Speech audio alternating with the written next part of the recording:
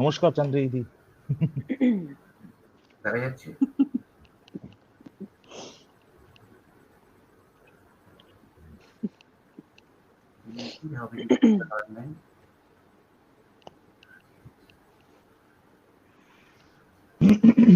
আমরা কি লাইভে গেছি?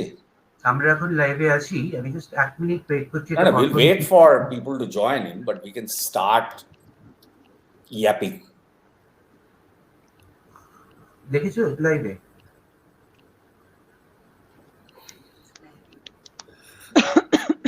কি ছবি দেখলে এর মধ্যে? সেটা দিয়ে আরম্ভ করো।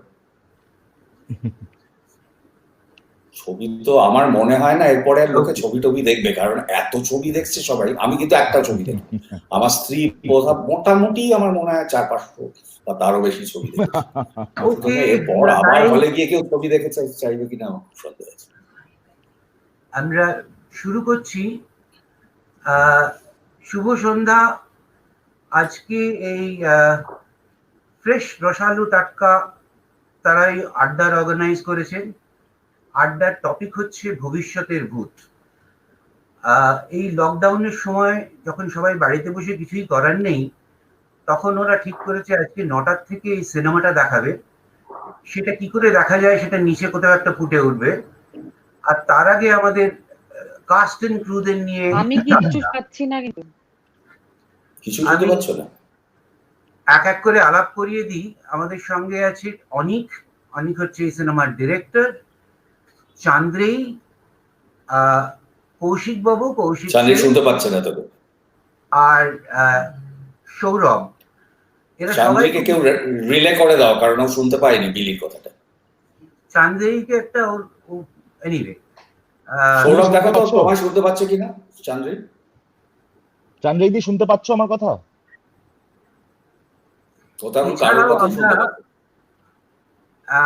এক্সপেক্ট করছি বরুণদা এক্ষুনি জয়েন করবেন। বিলি, if Chanderi should be able two একজন কাউকে, যাতে ওকে যদি প্রশ্ন করা হয় তো শুনতেই পাবে না, কারণ আমার শুনতে পাচ্ছে না, সৌরভকে শুনতে পাচ্ছে না। আমি জানি না কৌশিককে শুনতে পাচ্ছে কিনা।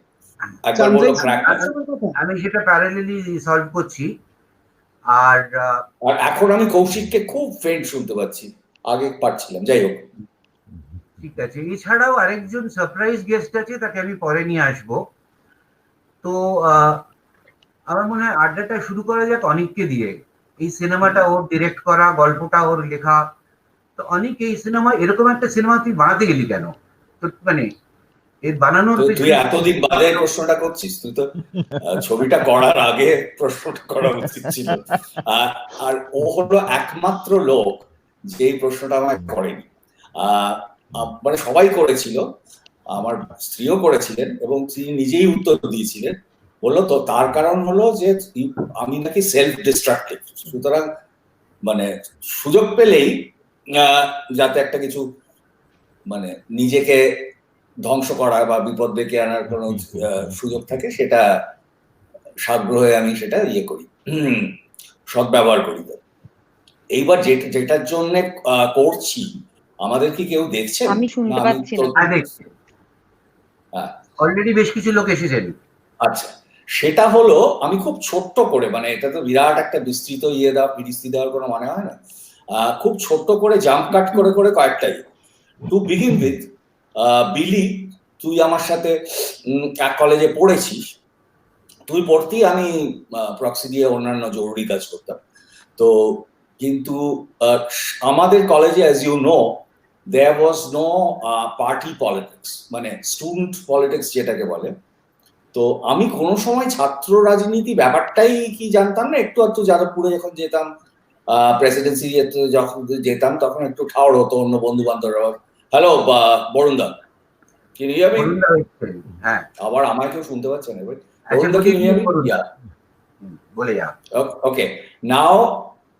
তো তারপর হ্যাঁ, আমি কোনোদিনই সক্রিয় রাজনীতি করিনি, এবং আমি খুব যে রাজনৈতিক একজন ব্যক্তি ছিলাম, মানে যাকে ইংরেজিতে পলিটিক্যাল ক্রিচার বলে, সেটা আমি মোটেও ছিলাম না। তুই আমায় এতদিন জানতিস, তুই আগে জানতি কিনা আমি এই ধারণাটা হয়েছিল কিনা যায়। কোনো একটা সময় সেটা একটা অদ্ভুত ভাবে, সেটা কোনো এখানকার আন্তর্জাতিক একটা বিষয়, in fact to be precise, Iraq ওয়ারটার সময়, সেই সময় আমি অবসেসিভলি সিএনএন, বিবিসি, অন্যদিকে ফক্স এগুলো দেখতে দেখতে আমি খুব জড়িয়ে পড়ি এবং কি করব ভেবে পাই না। বিভিন্ন বিবিসি থেকে চিঠি লিখতাম, কার্টুন পাঠাতাম, এবং একটা সাংঘাতিক রাগ, হ্যাঁ সেটা আমার এমনি একটা অ্যাঙ্গার ম্যানেজমেন্ট প্রবলেম হয়, সেটা সবাই জানে ব্যাপার। তো সেটা এই বুশ, তারপর টনি ব্লেয়ার, ডোনাল্ড রামসফিল্ড, তারপর ওদের ইয়েতে ছিল কি নাম, ইউনাইটেড নেশনস এর চার্লস নেগ্রোপন্টি বলে একজন ছিল, সে প্রচুর মিথ্যে কথা বলতো, কিন্তু সেই যে ওয়েপন অফ মাস ডিস্ট্রাকশন বলে ঢুকে গেল তেলের খোঁজে, আসল উদ্দেশ্যটা ছিল সেইখান থেকে একটা মানে ইনভলভমেন্ট আমি দেখলাম যে I am seriously being affected.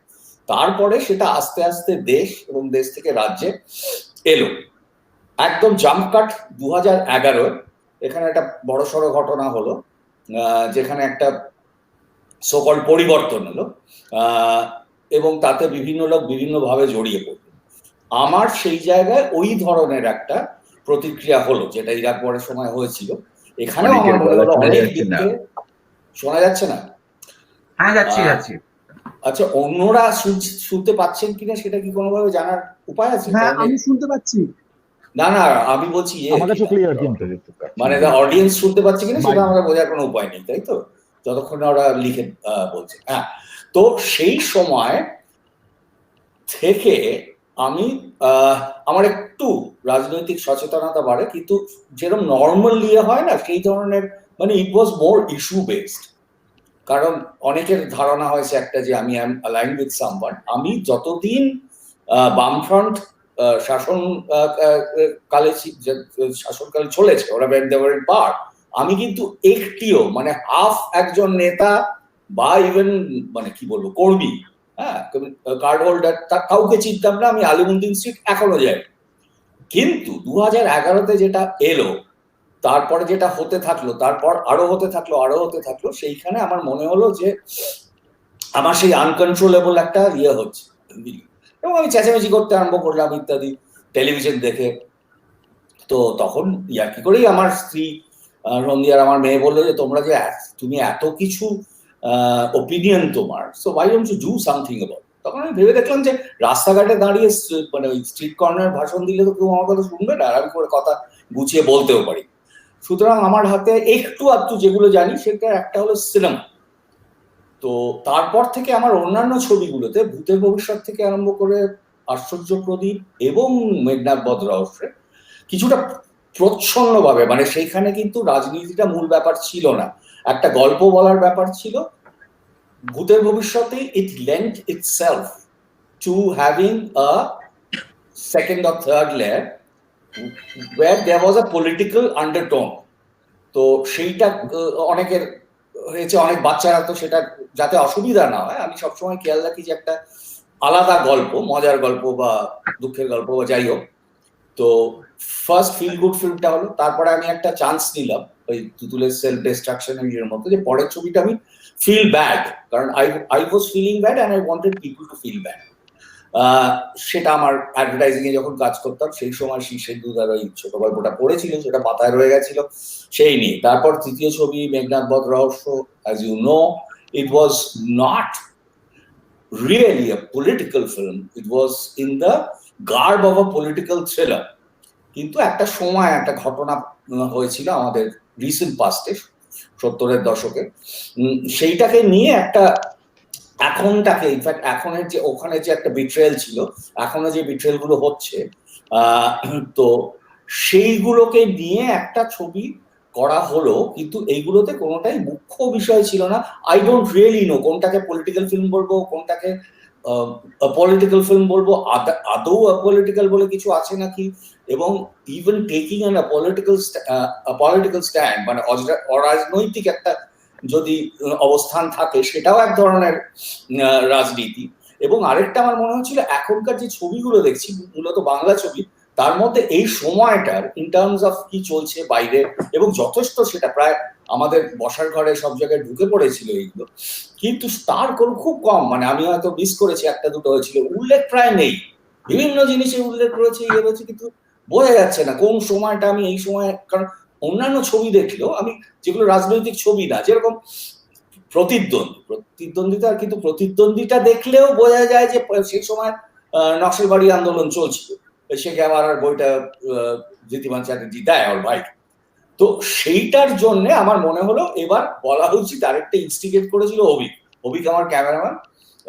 সে মানে আমরা এখানে সবাই জানি, দর্শকদের জন্য বলছি যে সে বা মানে খুবই বিখ্যাত সারা ভারতবর্ষ এবং বাইরেও অনেকে জানে, সেটা মানে ক্যামেরাম্যান বা সিনেমাটোগ্রাফার।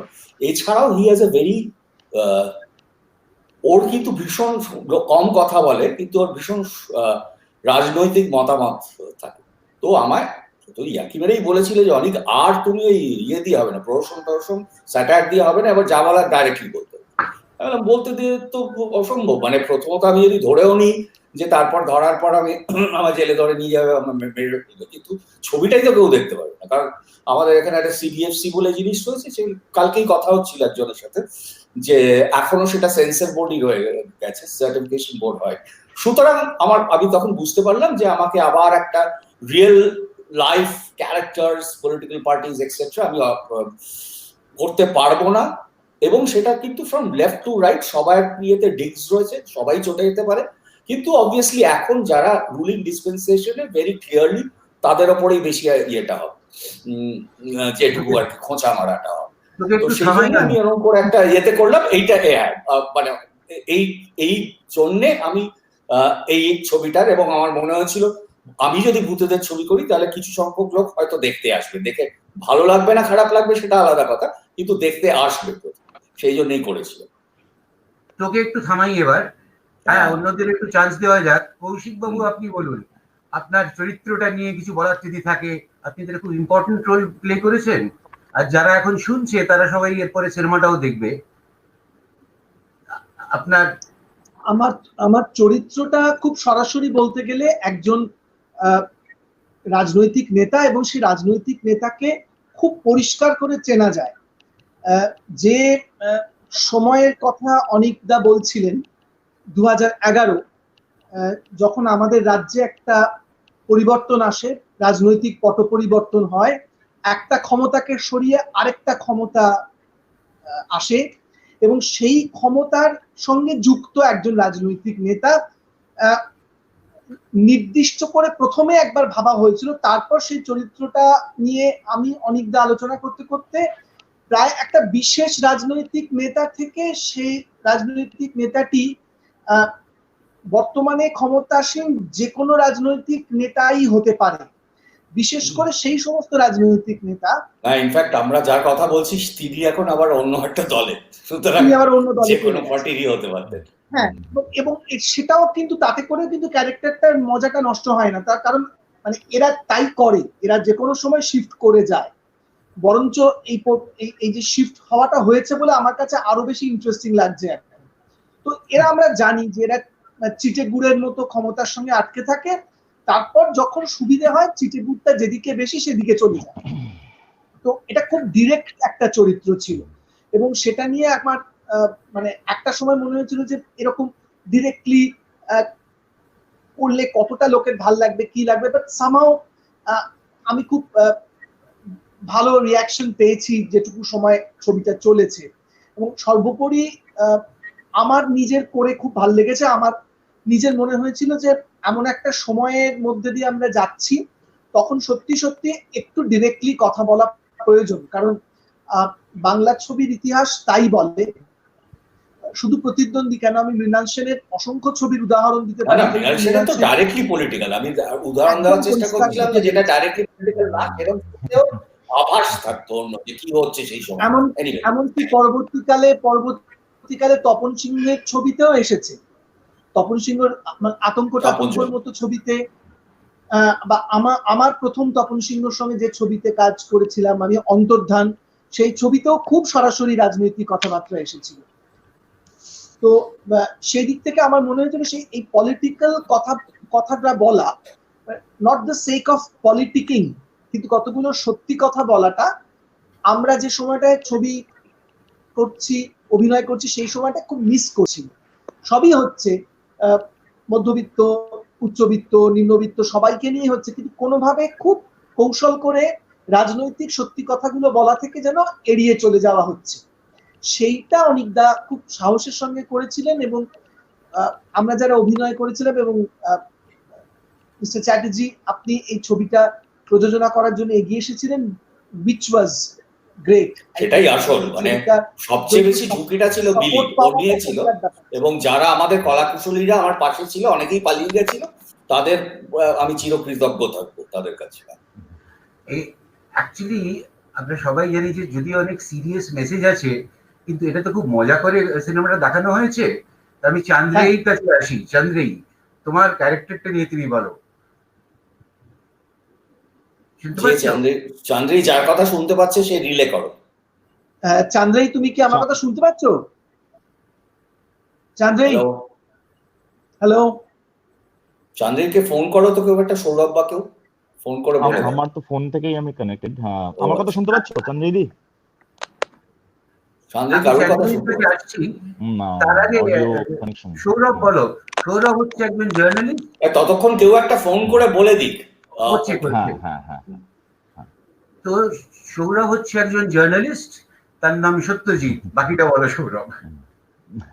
হ্যাঁ, মানে জার্নালিজম করতে আসার একটা আদর্শ, একটা মানে আমি যে চরিত্রটা করেছি আর কি, সে খুবই ইয়াং এবং তার একটা নিজস্ব ভাবনা চিন্তা রয়েছে, এবং যে সমস্ত স্বপ্ন বা আদর্শগুলো থেকে জার্নালিজমের প্রতি আকৃষ্ট হয় স্টুডেন্টরা, মানে যারা পড়তে আসে এবং সেখান থেকে পেশা হিসেবে ভেবে নেয়, সেরকম ভাবে আসা একটি ছেলে যে মানে এখনো বিশ্বাস করে যে ফোর্থ পিলারটা হলো কি জর্নালিজম বা এই মিডিয়াম, নিউজ মিডিয়াম, যারা সংবিধান রক্ষা করার একটা মহত্বপূর্ণ দায়িত্ব নিয়ে থাকে। তো যখন সে কর্মজীবনে যায় এবং কর্মজীবনে গিয়ে বুঝতে পারে তার দেখা বা তার ভেবে নেওয়া জগৎটা এবং আসল কর্মজীবনটা এক নয়, এবং প্রতি পরতে সে মনে করতে থাকে বাতিল, মানে এখানে বাতিল কথাটাও খুব মেটাফরিক্যালি ইউজ করা, মানে অনেকটা আরো বেটার বলতে পারবে, যে মানে যখন সময় পাল্টায়, যুগ পাল্টায় বা রং পাল্টায়, কোনো পালাবদল ঘটে এক কথায়, তখন তো অনেক প্রাসঙ্গিক জিনিস হঠাৎ করে অপ্রাসঙ্গিক বলে মনে হতে থাকে বা মনে করিয়ে দেওয়া হয়। তো সেরকমই অপ্রাসঙ্গিকতার দায় এই ছেলেটিকেও নিয়ে বয়ে বেড়াতে হয়, এবং একটা ঘটনাচক্রে তার মৃত্যু ঘটে, এবং সে যখন মোড়ে ভূত হয় তখন সে বুঝতে পারে সে একা নয়, এরকম বাতিলদের একটা বড় ঝাঁক রয়েছে, যারাও কোনো একটা শহরের কোনো এক জায়গায় মিট করে, এবং তারা নিজেরা বুঝতে পারে যে তারা অ্যাকচুয়াল বাতিল নয়, এবং কিভাবে ফিরে আসা যায় তারই গল্প হলো কি ভবিষ্যতের ভূত। তো এই চরিত্রটিও এই যে পুরো জার্নিটা, বাতিল ভূতগুলো যেভাবে ফিরে আসার চেষ্টা করে বা চমকে দেওয়ার চেষ্টা করে, যে মানুষগুলো নিজেদেরকে রং পাল্টে ফেলে অনেক বেশি প্রাসঙ্গিক হয়ে রয়েছে, বরঞ্চ তাদের কাছে এসে পৌঁছায় এবং তাদেরকে ডিরেক্টলি মানে কনফ্রন্ট করে বা তাদের সামনে এসে দাঁড়ায় বা তাদের পোল খুলে দেয় বিভিন্নভাবেই। তো এই মানে সব থেকে মজার বিষয় যে ডিরেক্ট জিনিসকে দেখানোর একটা বড় উৎকৃষ্ট মাধ্যম হতে পারে স্যাটায়ার। তো অনেকদার নিজস্ব লেখার মধ্যেও এই পানিং বিষয়টা এতটাই সপ্রতিভ এবং সক্রিয়ভাবে থাকে, তার নির্যাস স্ক্রিপ্টেও বলে দেওয়া উচিত যে আমার সাথে এটা উৎসব মুখার্জিও লিখেছে। উৎসবটাও, হ্যাঁ। তো স্ক্রিপ্ট পাওয়ার পর তো পড়তে খুব ভালো লাগে, খুব কম স্ক্রিপ্ট যেটা হয় যেগুলো পড়তে খুব মজা পাওয়া যায়, তার মধ্যে অনেকদার স্ক্রিপ্ট যেটা পড়তে খুব মানে ওয়েল ডিটেইলড তো বটেই, এবং অনেকদার রাগ, অনেকদার সবকিছুই বেশ মানে সবটা একটা ইউনিকনেস রয়েছে, যেটা আমি সবসময় কাজ করতে গিয়ে ফিল করেছি।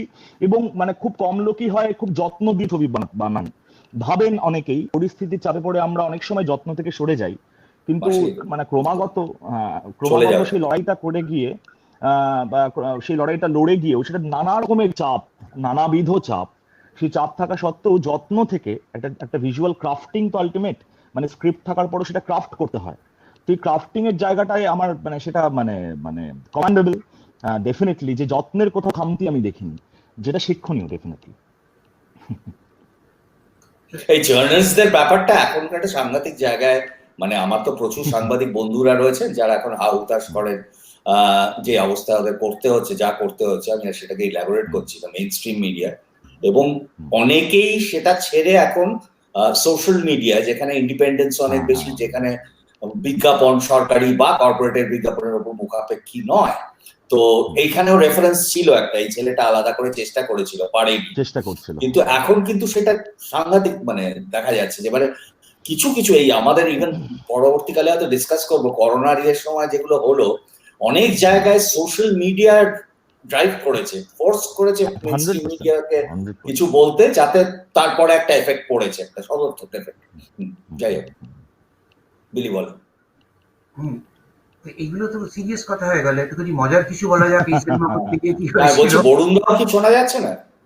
ওরা চেষ্টা করছে ঢোকার, একটু ওদের নেটওয়ার্ক প্রবলেম হচ্ছে দুজনে। ঠিক আছে, ওকে বল কি মজার কিছু এক্সাম্পল দে। সিনেমা করতে গিয়ে অনেক কাণ্ড তো হয়, আমাদের একটু বেশি কাণ্ড হয়ে গেছে। তাহলে একটা গল্প আমি বলি, যে এই সিনেমার একটা ক্লাইম্যাক্স সিন আছে যেখানে অনেক লোক আছে, গ্রামবাসী আছে, পুলিশ আছে, গুন্ডা আছে, হ্যাঁ, তো তারা একটা জায়গায় জমায়েত করা হয়েছে তাদের, মানে প্রায় 200-250 লোক, সেটা নিয়ে তাদের কন্ট্রোল করাই মুশকিলের।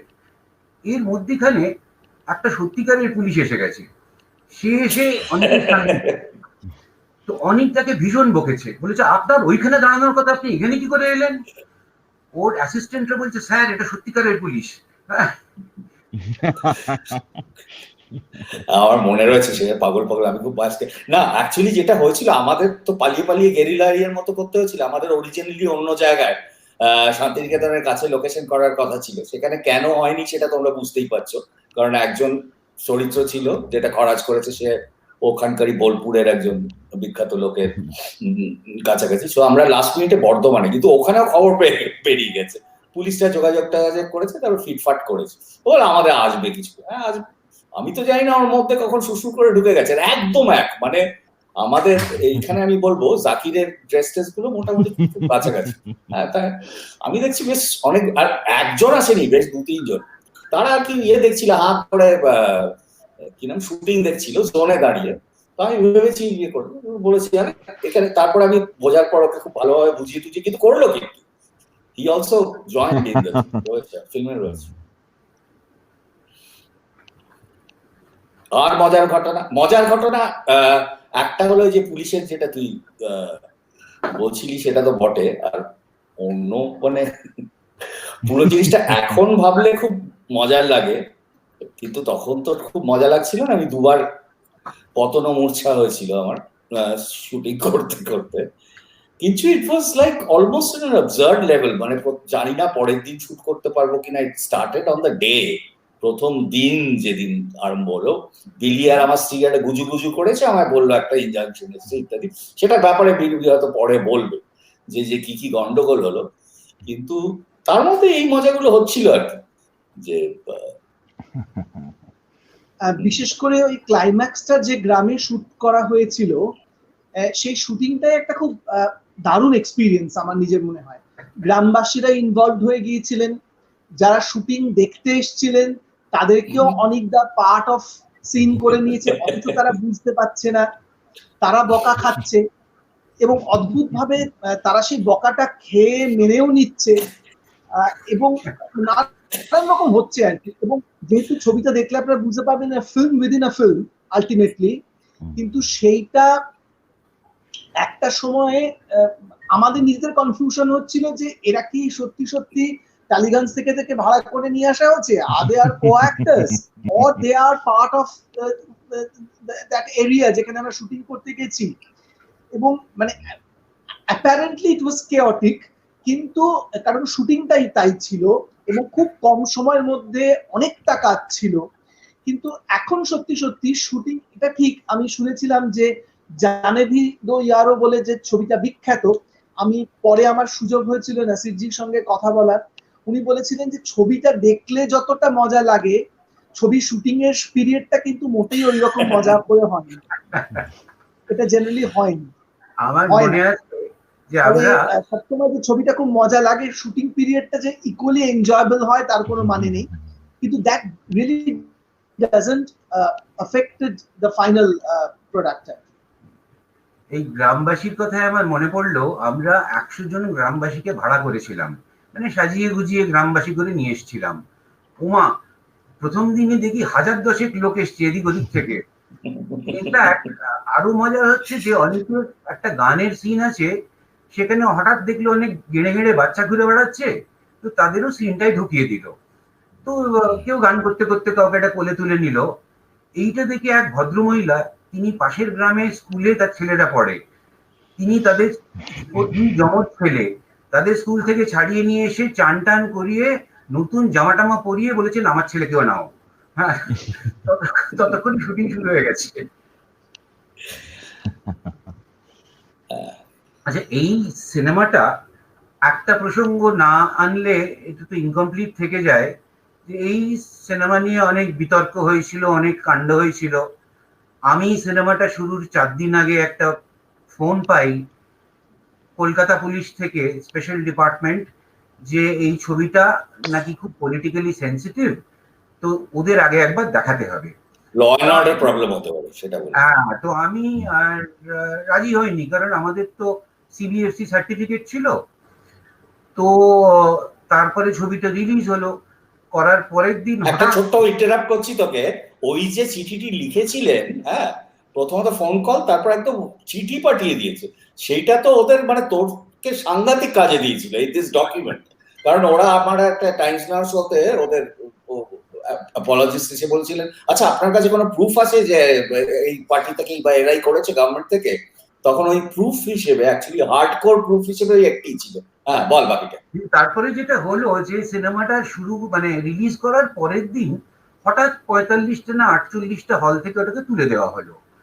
তারপরে যেটা হলো সেটা খুবই আনপ্রেসিডেন্টেড, যে কলকাতায় আমাদের অ্যাক্টররা তো বটেই, এছাড়াও মানে ফিল্ম ফ্রেটার্নিটির লোকেরা সবাই রাস্তায় নেমে প্রচুর প্রতিবাদ হলো। আপনারা সবাই এটা করেছিলেন, আপনাদের সে ব্যাপারে যদি কিছু বলার থাকে, মানে এরকম আগে কখনো দেখেছেন কিনা, কেন এরকম হলো? এটা পশ্চিমবঙ্গে অনেকবারই ঘটেছে, মানে থিয়েটারের ক্ষেত্রে ঘটেছে, বিশেষ করে সিনেমার ক্ষেত্রেও একবার দুবার তো হয়েইছে। সেটা লেফট আমলেও হয়েছে, কংগ্রেস আমলেও হয়েছে। পছন্দ না হলে রাজনৈতিক লোকজনরা সবসময় চেষ্টা করেছে সিনেমা থিয়েটারকে বন্ধ করে দিতে। এটা এরকম ঐতিহ্য কলকাতায়, পশ্চিমবঙ্গে আগেও ছিল, এবং তার পাশাপাশি প্রতিবাদটাও ছিল। তো আমাদের একটা সময় মনে হয়েছিল যে সেই প্রতিবাদের ঐতিহ্যটা কি থাকবে, কিন্তু সেই এই ছবিটার ক্ষেত্রে অন্তত আমরা দেখেছিলাম সে ঐতিহ্যটা ছিল। এই ছবির সঙ্গে যারা ইনভলভ সেই শিল্পীরা তো বটেই, এমনকি এই ছবির সঙ্গে ইনভলভ নন এরকম মানুষজনরাও এসে আমাদের পাশে দাঁড়িয়েছিলেন। সৌমিত্র চ্যাটার্জির মতো মানুষ, অপর্ণা সেনের মতো মানুষ, সিনিয়রদের কথা বলছি, আরো বহু মানুষ যারা ইয়াংরাও এসেছিল, তাই না? সবাই সাধারণ মানুষ এসেছিলেন। আর আরেকটা মজার ব্যাপার কৌশিক, যে কোনো কাউকে কিন্তু আমরা বলিনি ফোন করে, নিজে ফোন করেছিলেন। সৌমিত্রদা নিজে ফোন করেছিলেন, রীনাদি নিজে যোগাযোগ করেছিলেন, আমাদের বুদ্ধদেব বাবু নিজে যোগাযোগ করেছিলেন, তরুণ মজুমদার নিজে যোগাযোগ করেছিলেন, সমীরদার নিজে থেকে এসেছিল, রাজা সেন এসেছিলেন। আর তাছাড়া এমনি মানে ওই আবার সোশ্যাল মিডিয়ার যে ইয়েটা, মানে সাধারণ মানুষ, এমনকি জার্নালিস্ট, কারণ ওরা বলছিল যে আমি জানি যে আমাদের চ্যানেল বা ইয়ে লিখবে না, কিন্তু আমরা ফেসবুকে লিখবো, ইন আর ইন্ডিপেন্ডেন্ট, যাতে সেই ইয়েটা ছিল আর সাহসটা ছিল, ইন্ডিপেন্ডেন্ট ক্যাপাসিটি। ওই যেদিন হাঁটলাম আমরা, দে জয়েন দ্য ইয়ে, তুমি যদি পুরোনো ফুটেজ দেখো ওখানে অনেক চেনা জার্নালিস্টকে দেখবে, যাদের কাগজে একটি লাইনও বেরোয়নি তখন, কিন্তু তারা কিন্তু এসেছিল নিজের। তো আর এইটা this went beyond the film. এইটা যেটা হলো সেটা হলো, আর ভবিষ্যতের ভূত was not the issue. The issue was basically gagging of any form of art, এবং এটা ন্যাশনাল মিডিয়াতে আগে চলে গেল, তারপরে সেটার আছে মানে সব ন্যাশনাল মিডিয়া নিয়ে চলে গেল, ইভেন একটা ইন্টারন্যাশনাল কাগজে বেরিয়েছিল, যাই হোক সে আলাদা কথা। সেটার আবার তখন একটু একটু করে এদিক ওদিক বেরোচ্ছিল। তো এটা একটা অভূতপূর্ব, কিন্তু এর সাথে সাথে যেটা অনেক বেশি জরুরি, সবাই বলছিল, আমি জানি না এখন তো বরুণদা নেই বোধহয়, বরুণদা বলছিলেন আরে ওদের বলো ইয়ে করতে, কোর্ট মুভ করতে, এসব করে কিচ্ছু হবে না।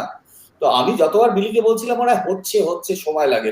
বিলি আর বিলি স্ত্রী ইন্দিরা উন্নি নায়ার এটা প্রডিউস করেছে। ইন্দিরা হলো ইজ আ লিগাল লয়ার তো বটে, লিগাল অ্যাক্টিভিস্ট, এবং ও সাংঘাতিক একজন চিত্র পরিচালকের উকিল হিসেবে দাঁড়িয়েছিল। তিনি তথ্যচিত্র করে থাকেন, খুব বিখ্যাত লোক, কি জানি নামটা গুলিয়ে যাচ্ছে আমার হঠাৎ, আনন্দ পাটবর্ধন। সুতরাং সেইটা বোধহয় এদের জানা ছিল না যে হলো আনন্দ পাটবর্ধনের উকিল এই ছবিটার প্রডিউসারও বটে। তো যাই হোক, হুম। ওরা ওখান থেকে লড়ে, যে কি হয়েছিল সবাই জানে, আমি খালি এডটা বলছি। দুবার ইন্ডাইটেড হলো the chief secretary, the home secretary, the DIG. প্রথমবার বলা হলো যে এটাকে যেন আটকানো না হয়, তো ওরা বললো আমরা তো আটকাচ্ছি না, ওরা এখন এক্সিবিটররা যদি না দেখায় আমাদের তো কি করার আছে। পরের বার বললো যে যদি এইবার তোমাদের ওটা বন্দোবস্ত করতে হবে, যদি না করো তাহলে তোমাদের কন্টেম্পট অফ কোর্ট বলে আমি কিন্তু দিল্লিতে নিয়ে আসবো। তারপর যে মজার ব্যাপারটা হয়েছিল, তুই মজার ব্যাপার বলছিলি, সেটা বিলি বললাম মজার ব্যাপারটা, ওই যে কি বেহালা রয়েছে ইয়েতে, ওই শ্যামলদা তোকে যেটা বলেছিল যে একটা হল। হ্যাঁ, আসলে হলের মালিকরা অফিসিয়ালি তো কিছু বলছিল না, তারা আড়ালে বলছিল দেখুন আমাদের না একটু ভয় দেখিয়েছে, তো বলেছি আপনি অবশ্যই রাখবেন না পুলিশ থেকে। তো এটা বলার পরে কার বুকের ফাটা আছে। কিন্তু তারপরে যখন কোর্টের অর্ডার এলো, একটা সিনেমা হল আর নাম করছি না, তার তখন একটা সিনেমায় খুব ভালো চলছে, অন্য কোনো একটা সিনেমা, পুলিশ এসে তাকে খুব বকেছে, বলেছে আপনি এই ছবিটা চালাচ্ছেন না কেন, আপনার অন্যটা বন্ধ করে আপনার এটা চালানো উচিত। তো সে বলছে আমি করবো, পরের সপ্তাহ অব্দি সময় দিন। কিন্তু আমি এই আমার কি বলে সারপ্রাইজ গেস্টকে এই মুহূর্তে নিয়ে আসছি, যে ছিল আমাদের উকিলের ভূতদের উকিল, তার নাম হচ্ছে ইন্দিরা উর্মি নায়ার। সে হচ্ছে এই সিনেমার কো প্রডিউসার। হ্যাঁ, ইন্দিরার মুখ থেকেই শোনা যাক গল্পটা। এই কিন্তু আসল লোক। Hi Indira, can you hear me? Hello. You are just getting your, and what happens to this whole bunch of young advocates or whatever you call them, lawyers who you got together? But I was told that this is a landmark judgment, and these people would come into the reckoning, because এইখান থেকে এদিক থেকে আমাদের সরকার অভিষেক মানু সিংভি অনেক অন্য ক্ষেত্রেও দাঁড়িয়েছে, এইসব সিবিআই টিবিআই যখন দাঁড়িয়েছে, কোটি কোটি টাকা খরচা করে আমাদের এই ছবি বন্ধ করার জন্য। এবং তার বদলে ইন্দিরার একটা ভার্ডিক্ট নিয়ে এলো, যে পৃথিবীর ইতিহাসে আমি জানি না কোথাও আছে কিনা, আমার অনেকেই বলেছে নেই, যে একটা রাজ্যকে 21 লাখ টাকা জরিমানা দিতে হলো যে প্রয়োজক। Yeah, tell us about that, Indira. Could you follow me what I told you just now about the verdict of that Justice Chandrachud, who quoted Mao Zedong of all people. Tell us. Actually, so what happened was that the West Bengal government unofficially banned the film, and this is something that nowadays a lot of our governments, either the state or the center, nowadays what they do is when they know that they're doing something totally wrong, they tend to avoid giving an official order because it's so easy to challenge. So what they did is they simply told the cinema halls not to show the film, but never passed an official order because it was such an obvious outrage that it was very easy to challenge such an order. So this was the reason why we challenged it, and we went straight to the Supreme Court because there was no other way. We had to go and ask for justice, and many courts would have actually said that there is no proof of a ban because there is no official order. But luckily for us, because a lot of people took to the streets, and for a change the media also covered it, we could use as proof of the ban the media reports and then get an order. So that was something that was very important. So the role of the media here, role of the artists in taking to the streets. Yeah, I must say that our team, both the unit and they just stood like a rock next to me. Otherwise we wouldn't have. I will come to the shooting bit, how the whole thing unfolded. And আমি অন্যদের জিজ্ঞেস করছি যে সৌরভ কি নাম আমাদের কৌশিক, তুমি কখনো অভিককে দেখেছো কোনো মিছিলে হাঁটতে? কোনো জায়গায় আসে না, প্রেমিয়ারেও আসে না, মিছিল তো অন্য যে হঠাৎ আমি দেখি তুমি এখানে কি করছো, বলে না মনে হলো এটা। প্রচুর মানুষ স্বতঃস্ফূর্তভাবে সাড়া দিয়েছিল। ইনফ্যাক্ট মানে ফেসবুকেও আমার যে বন্ধু বান্ধব যারা নাটকের সঙ্গে জড়িত বা অন্যান্য আর্ট ফ্যাকাল্টির সঙ্গে জড়িত, তো তারা না, যারা আসতেও পারতো না, তারা ডে টু ডে খবর নিত যে কি অবস্থায় দাঁড়িয়ে রয়েছে। তো এরকম স্বতঃস্ফূর্ত রিয়াকশন তো আমি দেখিনি কখনো। হয়তো জড়িত ছিলাম না বলে কোথাও হয়তো দেখিনি বা দেখা একটা যায়ও জিনিস না, আমি বলে দেখা নিচ্ছি, যায়নি। আমার এদিরা have you why don't you finish what you were saying? Yeah, so just to, I'll wrap up very shortly, but I just want to say that it was a landmark judgment in the sense that normally when there are rights violation like this, we right to freedom of speech, of course, but also the right to show a film which has been cleared by the Film Certification Board, as well as the right to occupation in this case. So normally you don't get in any of these verdicts, we usually don't get a compensation which the state government has to pay. Now the compensation is really because it has violated a fundamental rights. Usually a compensation is granted either when somebody is mutilated, or there's custodial violence. There are landmark judgments of that nature.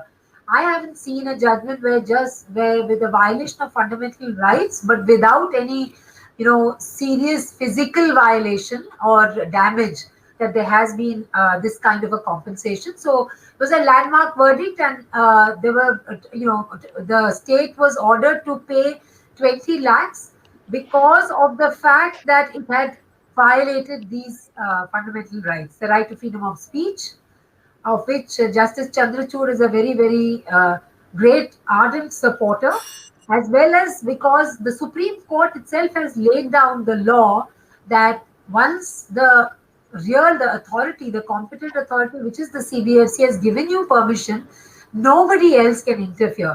And despite the fact that we had given a reply to the police saying that, look, the police has no role to play here, the police insisted on violating even a Supreme Court order. So I just wanted to say that, to that extent, it was a landmark judgment. I also was very happy to note that in this case, after the order was passed, it was the state government that kept chasing us, saying, please give the bank account so that we can make the deposit, because they feared contempt.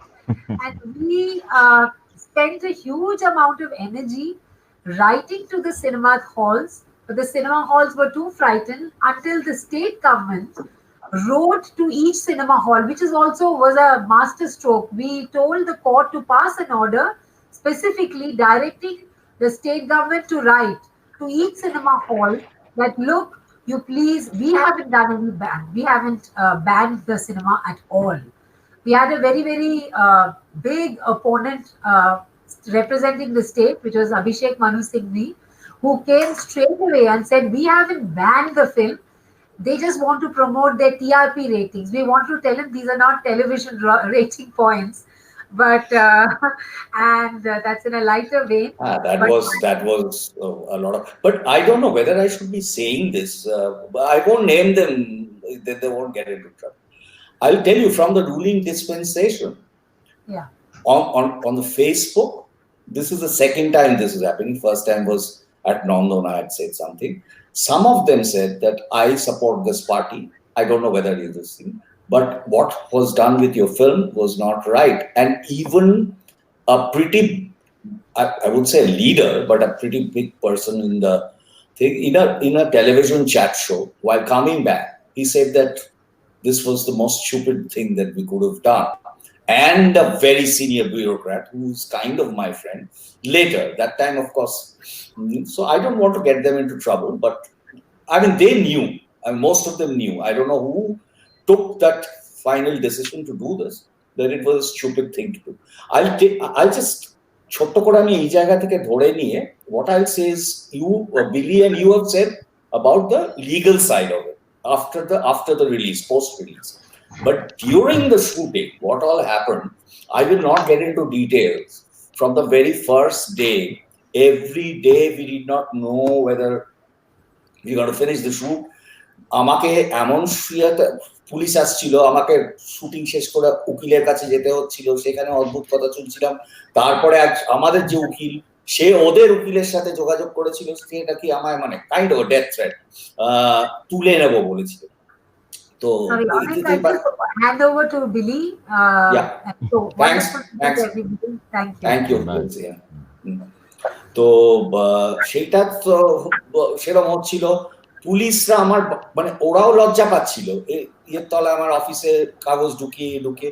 আমি বললাম, আমি নিজে phone করে, দাদা কি মুশকিল, আপনি আমার তো জানেন আমি এখানে থাকি, সবাই জানে, আপনাকে রিডাইরেক্ট করেনি, ওখানে দিয়ে চলে এসছে। ওরা একটু অস্বস্তিতে। তারপরে আমি একজন চেনা ইয়ের সাথে গেছিলাম, উকিলের সাথে, যে পুলিশদের এবং সব রাজনৈতিক পার্টির সবাইকেই চেনে। তো তখন উনি বললেন, আমি অসহায়, আমার কাছে এই জিনিসগুলো দিয়েছে, কি করব বলুন তো। আমি বলেছি, আমায় যিনি বলেছেন যে আমি গিয়ে কি করে আটকাবো, তখন এটা ছিল যে ওই সিকুয়েল করছো তোমরা, সুতরাং করতে দেবো। তাহলে আমি গিয়ে কি করে বুঝবো এটা সিকুয়েল না প্রিকুয়েল না কি। এবং যারা কেস করেছিল তাদের একজন শ্রীঘরে, সেই জন্য তার নামটা আমি আর নিচ্ছি না, মেন লোক যে। তো আমাদের যে কি অসহনীয় সময় গেছে, বিলির টেনশন গেছে, আমার টেনশন গেছে, সবাই যারা রয়েছে। আর আমরা সেটাকে হিউমারাসলি, যেরকম আমি বললাম, অভিক ভীষণ মজার মজার কথা বলে। তো একদিন বললো যে তুমি শোনো, তুমি টুথব্রাশ নিয়ে এসো, তোমার এখান থেকে একটু যেতে হতে পারে, মানে ওই জেলে আর কি, কোয়ারেন্টাইন। তো এরকম করতে করতে করতে করতে এগুলো পুরোটা বলবো না তাহলে একটা, কিন্তু যেটা হয়েছে, যেটা আমি বলছি, যে এই ছবিটা আমার অন্য ছবির থেকে সম্পূর্ণ আলাদা স্ট্রাকচারালি। সেই জিনিসটা আমার যারা বন্ধু, কেউ কিছু কিছু বন্ধু যারা film institute pass out etcetera, শীর্ষ বলে একজন ক্যামেরাম্যান, সে, তাদের এটা সাংঘাতিক ভালো লেগেছে। এবং অনেক আমার প্রচন্ড আতেল বন্ধু যে, তারা বলেছে যে এই তুই প্রথম একটু ন্যারেটিভটা ভাঙলি। হ্যাঁ, তো মানে ওদের আর কি অন্যগুলো সেরকম পদের লাগেনি। তো যাই হোক, আবার কিছু লোকের খুব খাপ ছাড়া লেগেছে। এইটার যেটা মজা সেটা হলো যে আমাদের প্রতিপক্ষ যারা, তারাও কিন্তু এই স্ক্রিপ্টটা লিখেছেন। কারণ তারা যেরকম ভাবে করছিলেন, আমরা চেঞ্জ করে নিচ্ছিলাম, যে 3 দিনে শুট 2 দিনে করতে হবে, গ্রিন শুটের এগেনস্টে, গ্রিন ইয়ের এগেনস্টে শুট, মনে আছে সৌরভ, ওই গ্রিনের এগেনস্টে আমরা করলাম হঠাৎ ওই ইয়েতে, পরের দিনটা আমরা করতে পারবো না, সেটা পরের এমনিতে মুভ করে। হ্যাঁ, তারপর ইয়েগুলো ওই প্লাস তখন চলে গেছে, অন্যান্য ব্যাকার্স এসছিল, in spite of I be telling them that this is politically charge, কিন্তু শুটিং এর একদিন দুদিন আগে পরপর সব অন্য ব্যাকার্সরা চলে গেল, বিলির ওপর প্রচন্ড চাপ। সেই জন্য আমি দেখলাম যেখানে পারি আমি পয়সা বাঁচাতে হবে। এবং সকলে অবশ্য বলে দিয়েছিল যে সেটা নিয়ে ভেবো না, আমাদের যখনই দেবে। ইনফ্যাক্ট চান্দ্রেই নেই, নাহলে চান্দ্রেই বলেছিল, ওকে ফার্স্ট টাকাটা যখন দেওয়া ছিল তখন বলে প্লিজ আমায় দিও না। এরকম সহযোগিতা পেয়েছিলাম বলেই ছবিটা করা সম্ভব হয়েছিল। কিন্তু আপনারা দেখবেন, মানে এটা কোনো অজুহাত না, যে এই থিয়েটার স্ট্রাকচারালি আমার খুব, মানে আমি ভীষণ প্রিপেয়ার্ড হয়ে আগে থেকে গুছিয়ে করি, আমার শেষ ছবিটাও সেরকম ন্যারেটিভটা করি। কিন্তু এইটাতে একটু কি বলবো, অন্যরকম স্ট্রাকচারালি, সেটা আপনাদের ভালো লাগতেও পারে, নাও লাগতে পারে। এইটুকু বললাম, বাকিরা শেষ করে বোধহয় সময় হয়ে আসবে। আমাকে একটা জিনিস বলা উচিত, যে চান্দ্রের অনেক ফ্যানেরা খুব বলছেন চান্দ্রেই কোথায় গেল, কথা বলছেন না কেন। চান্দ্রেই আর বরুণদার অ্যাকচুয়ালি কানেক্টিভিটিতে প্রবলেম হচ্ছে, তাই জন্য ওটা ঢুকতে পারছে না। ও নিজেও দেখতে পাচ্ছি না। আমি যেটা করতে পারতো, ও ফোনে ইয়ে করে, ও মানে একটা ল্যাপটপে ভিজুয়ালটা দেখতো আর ফোনে অডিওটা হতো। এনিওয়ে, অত আর মানে আমাদের মিনিট 10 সময় বাকি আছে। আমি দেখছি নানান রকম, এখানে আহমেদাবাদ থেকে আকাশ আছে, আরেকজন ফিল্ম ডিরেক্টর পৃথাও দেখতে লাইনে। ও হাই পৃথা মানে আমাদের ইয়ে মুখার্জি বাবুর বউয়ের পৃথা, মানে ডিরেক্টর। হাই পৃথা। আপনাদের কাছে আরেকটা রেলেভেন্ট প্রশ্ন, এই লকডাউনের সময় করোনা ভাইরাসের ভয়, এটা ফিল্ম ইন্ডাস্ট্রিকে তো এফেক্ট করছেই, আর দর্শকদেরও করছে। আমি জানি সৌরভ এখন নানান রকমের পপুলার ওয়েব সিরিজ করছে, কিন্তু আমাদের ভবিষ্যৎ কি এ ব্যাপারে? কৌশিক বাবু, আপনার কি মত, যে এটা এখান থেকে আমরা বেরোবো কি করে? আমার মনে হয় it's too early to say anything right now. এই মুহূর্তে it's true that the future looks a little bit grim, quite dark in fact, as far as cinema is concerned. যেরকম আতঙ্ক তৈরি হয়ে গেছে, এমনকি আমি যে মাধ্যমটায় কাজ করতে সব থেকে বেশি ভালোবাসি, থিয়েটার, এই থিয়েটারটাও ভীষণভাবে এফেক্টেড। আবার কবে থিয়েটার করতে পারবো? দর্শক ছাড়া থিয়েটার হয় না। থিয়েটারে একটা সিনেমা তবু হয়, কিন্তু থিয়েটার দর্শক হয় না। স্ট্রিট থিয়েটার একটু এমন ভাবে করে যাতে ইয়েরা মানে অ্যাক্টররা খুব কাছে থাকবে না, আর দর্শকদেরও বলা হবে। হ্যাঁ, কিন্তু সেইটা সবটাই এখন টু আর্লি টু সে। আমার মনে হয় যে এই মুহূর্তে সত্যি সত্যি সিচুয়েশনটা যেভাবেই দেখি না কেন বেশ দাঁড়, কিন্তু আমার মনে হয় যে যে পরিমাণ আতঙ্কিত আমাদের করে রাখা হয়েছে, আমরা কিন্তু ক্রমাগত নানান রকমের কন্ট্রাডিক্টরি সমস্ত কথাবার্তা শুনতে পাচ্ছি গোটা পৃথিবী থেকে। এমন নয় যে শুধু বাংলা থেকে বা শুধু ভারতবর্ষ থেকে। মানে যখন থেকে লকডাউন শুরু হয়েছিল তখন এই ভাইরাসটার গতি প্রকৃতি সম্পর্কে ডাক্তার বিজ্ঞানীরাও যা কথা বলছিলেন, দিন 10-15 মধ্যে সেটা বদলে যেতে শুরু করতে আরম্ভ করলো। ফলে মানে আমার নিজের কাছে একটা ভীষণ প্রশ্ন দেখা দিয়েছে যে আমি কোনটাকে বিশ্বাস করব কোনটাকে বিশ্বাস করব না। কেউ জানে না, সবাই বলে নিচ্ছে যে আমরা বলছি কিন্তু মানে ফ্র্যাঙ্কলি স্পিকিং কেউ জানে না। এই খুব লাস্ট 2-3 দিনে যা হলো, হ্যাঁ, সেটাতে তো আমরা মানে স্তম্ভিত হয়ে যাবো। তার মধ্যে রাবীন্দ্রিক বাড়াবাড়ি হলো, কিন্তু আমি আর ওই জিনিসটার মধ্যে যাচ্ছি না। আমাদের সকলকে বিভিন্ন ভাবে, আমি আজকে মনে হচ্ছিল যে এইটা I suppose life goes on, কিন্তু ভয়ঙ্কর একটা ব্যাপার হলো যে ভয়ঙ্কর একটু সময় লাগবে ধাক্কাটা সামলাতে। But let's see, let's hope for the best. এর বেশি কিছু বলা যাবে না। সৌরভ, আমি অ্যাকচুয়ালি সৌরভ, আর টেলিভিশন কি আরম্ভ হবে মনে হয়? কারণ ওটাতে তো না আরম্ভ হলে খুব বিপদ বেশি। দেখো, অনেক রকম সমস্যাই রয়েছে। মানে টেলিভিশন যদি আরম্ভ হয়, টেলিভিশন দিয়ে বোধহয় শুরু হবে, যেহেতু সেটা অনেকটা ইনডোর বেসড এবং শুটিং করার একটা সুবিধা রয়েছে। কিন্তু এখন সব জায়গাতে রাখতে পারবে না, কাছাকাছি আসতে পারবে। কিন্তু এমনিতেও যেটা দুটো জিনিস এগিয়েছে, মানে যদি মিডিয়ামের ক্ষেত্রে ধরা হয়, ছবিটা একদম অনির্দিষ্ট, মানে একটা অদ্ভুত বা ডাইসি সিচুয়েশন রয়েছে যে হলস গুলো কবে খুলবে, কি জায়গায় যাবে, আদৌ কি মানুষ একসঙ্গে একত্রিত হয়ে দেখতে পারবে কিনা, বা হ্যাবিট যেটা চলে গেছে, বা যে ইনসিকিউরিটি এসছে, আনসার্টিনিটি এসছে, সেখান থেকে ছবি দেখতে যাওয়ার মতন ওই যে এনজয় করতে করতে দেখা, সেই জায়গাতে মানুষ পৌঁছাবে কিনা যেমন একটা সমস্যার, ঠিক উল্টো দিকে ওটিটি বিজনেস বা streaming, online streaming platform business অনেক এগিয়ে এসছে।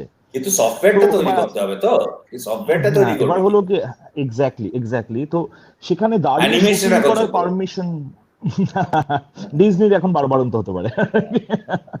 তো বাদবাকি দিকে খুবই খারাপ। এমনিও টেস্ট ওয়াইজ একটা রিভার্স মাইগ্রেশন চলছে পুরো দেশে।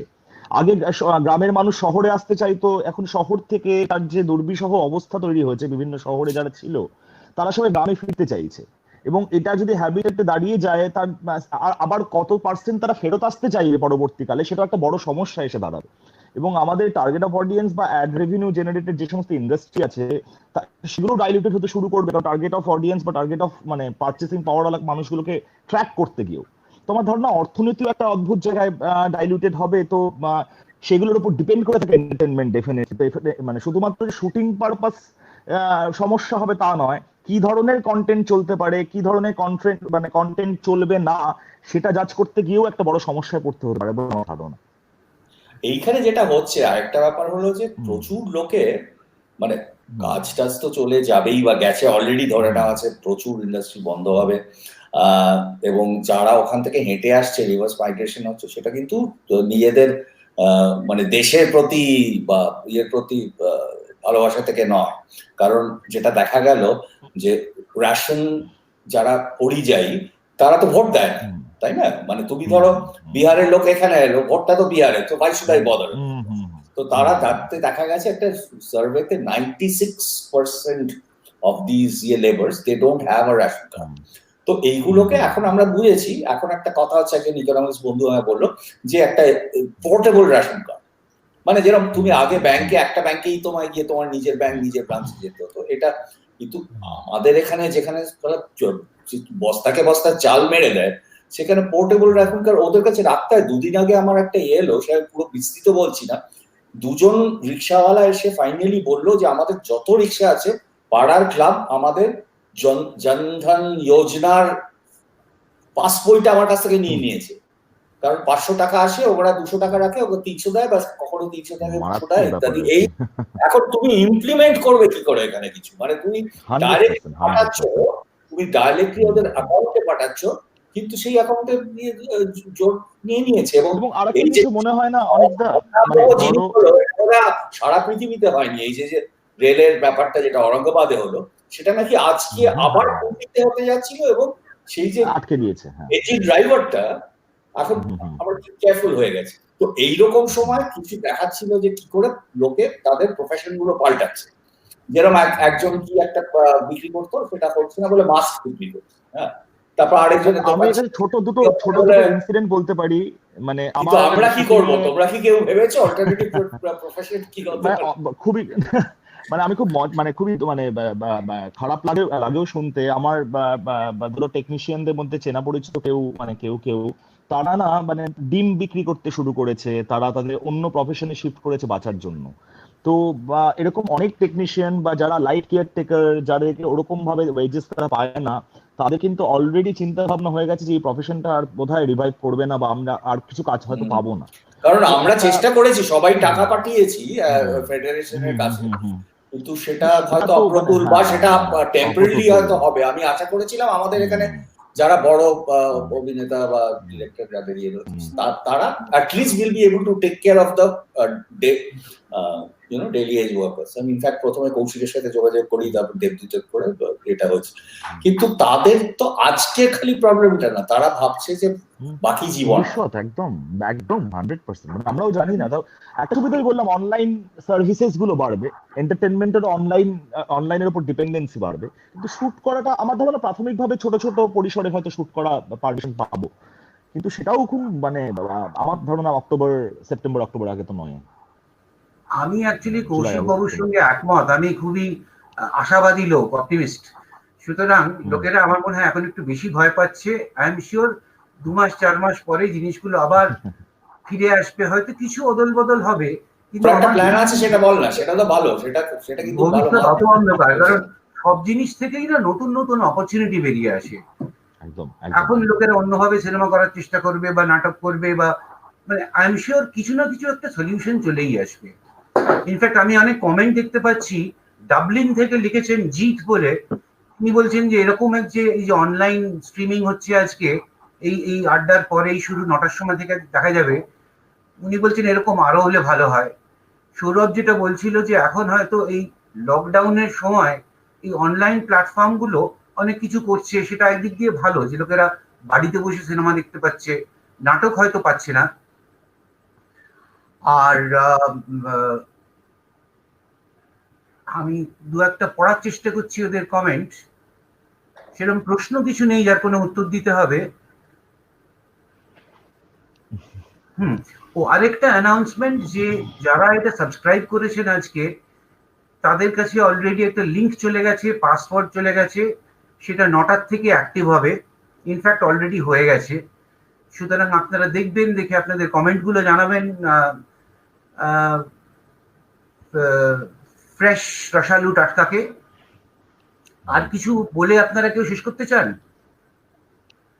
Last line. আমার মনে হয় ছবিটা যারা এবার দেখতে চান, তারা সেই ছবিটা দেখাটা এবার তাদের উচিত আর কি। মানে আমার মনে হয় আমাদের আলোচনাটা এখানে শেষ করা উচিত। প্রচুর করেছি গৌরচন্দ্রিকা। আর কি প্রীতা কিছু বলছো না কেন? বলো। খুব ভালো ছবি করেছে প্রীতা, প্রথম দিকটা তো দারুণ, অনেকটাই। চাকরি বসে গল্প করছি। হ্যাঁ চল। আর তুই বা কি নাম, তোর প্ল্যানটা বলবি না কেন? ভালো প্ল্যান ছিল, এটাও এন্টারটেইনমেন্ট রিলেটেড। বিলির একটা প্ল্যান ছিল, which is not a bad idea. তুই যে দেখাবি বলছিলি না একটা করে ছবি, রেগুলারলি একটা অডিটোরিয়াম বা মানে ভার্চুয়াল অডিটোরিয়াম বানিয়ে, তো সেগুলো কি তোর না সেটা নিয়ে কথা বলতে চাস? বলে দিলে। আচ্ছা, আমি এবারে থ্যাংক ইউ বলার সময় এসছে। কৌশিক বাবু অনেক ধন্যবাদ আসার জন্য। সৌরভ অনেক তো কারোর সঙ্গে গল্প করছে এখন, আর চান্দ্রি আর বরুণদা আসতে পারলেন না, হয়তো পরে কখনো একটা এরকম অনুষ্ঠান করে আনা যাবে ওদের। কিন্তু থ্যাংক ইউ ভেরি মাচ। আর আমাদের দর্শকদের বলছি, আপনারা দেখুন সিনেমাটা, দেখে কিরকম লাগলো জানান। আর অনেক আমরা সাইনিং অফ। মন্দির কারোর সঙ্গে ফোনে গল্প করছে। Thank you very much. একটা বাহ। জিনিসই মনে রাখবেন, এটাকে খালি সিনেমা হিসেবে দেখবেন। Okay, bye. Okay, thank you.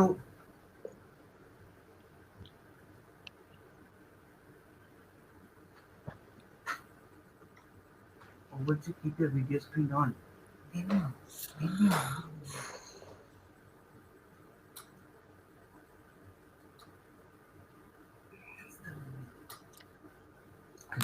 Baba.